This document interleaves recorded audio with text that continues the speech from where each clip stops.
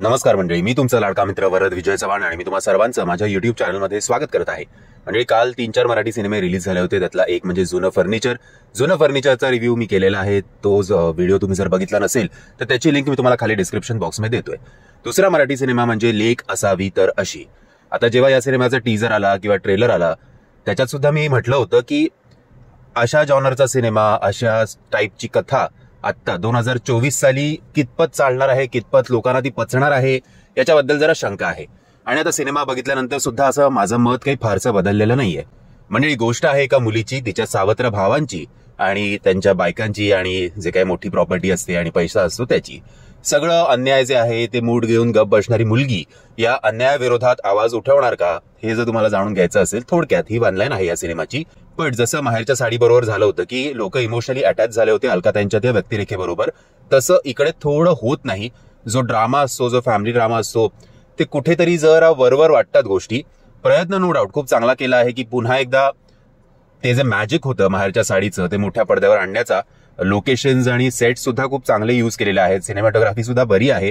पण आता माहिती नाही आता लोकांना किती रस आहे अशा जॉनरचा सिनेमा बघण्यात, आणि थोडा स्क्रीन प्ले वीक असल्यामुळे आणि आत्ताच्या काळानुसार प्रॅक्टिकल नसल्यामुळे किंवा खूप ड्रामॅटिक असल्यामुळे लोकांना नाही रुचणार हा. कारण आत्ताचा काळ असा आहे की एवढ्या मुली कोण गप्प बसणार नाहीत. मुळात असतात अजूनही असं खूप फॅमिलीज आहेत, पुरुष डॉमिनेट करतात त्या फॅमिलीमध्ये किंवा असे पॉलिटिक्स असतात. बट आता प्रत्येक स्त्री स्वतःच्या पायावर उभी आहे आणि तिला एक स्वतःचा स्वाभिमान आहे आणि असं कोण एवढं सहन करणार नाही. आरेला कार्य आधीच करतील. एवढं घसाशी पाणी आल्यानंतर कोण काही असं त्याच्या विरोधात उभं राहत नाही.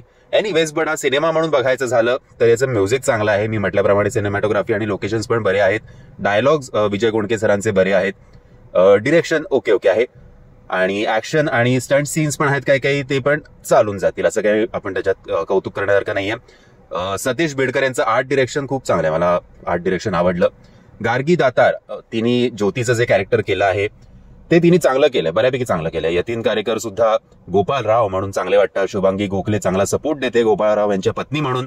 कमलेश सावंत यांचे स्वतःचे काही मोमेंट्स आहेत या सिनेमामध्ये. सुरेखा कुडची नो डाऊट छाप सोडून जाते तुमच्या मनात आणि ते जे कॅरेक्टर आहे ते तुम्हाला लक्षात राहील. ओंकार भोजने आणि प्राजक्ता यांचे जे सीन्स आहेत ते बऱ्यापैकी वर्क होतात आणि तुमच्या चेहऱ्यावर आपोआप हसू फुटतं. अभिजित चव्हाण, सविता मालपेकर, नयना आपटे, प्रीतम या लोकांनी खूप चांगला सपोर्ट केलेला आहे. ओव्हरऑल कथा असावी का अशी, असा प्रश्न पडावा हा सिनेमा बघितल्यानंतर आत्ताच्या काळात. हा मला तरी पडलेला प्रश्न आहे आणि त्याचं उत्तर मला मिळालं नाहीये. कारण तसं पण मार्केटमध्ये अशी काही फार हाईप नाहीये. म्हणजे यांचं प्रमोशन खूप लेवलला झालं होतं की माहेरच्या साडीनंतर 30-34 सालानंतर हा सिनेमा विजय कोंडके सर घेऊन येत आहेत. आशा करूया की कदाचित शहरी भागांमध्ये हा सिनेमा एवढा चालेल की नाही डाऊट आहे, पण ग्रामीण भागांमध्ये कदाचित चालू शकतो आणि तो चालावा. कुठलाही मराठी सिनेमा चालला तरी आपल्याला आनंदच आहे. तुम्ही जर हा सिनेमा बघितला असेल आणि जर तुम्ही माझ्या मताशी सहमत असाल किंवा असहमत असाल तर मला कमेंटच्या माध्यमातून कळवा. आणि जर तुम्हाला हा व्हिडिओ आवडला असेल तर प्लीज या व्हिडिओला लाईक, शेअर आणि चॅनलला सबस्क्राईब करायला विसरू नका. जय हिंद, जय महाराष्ट्र.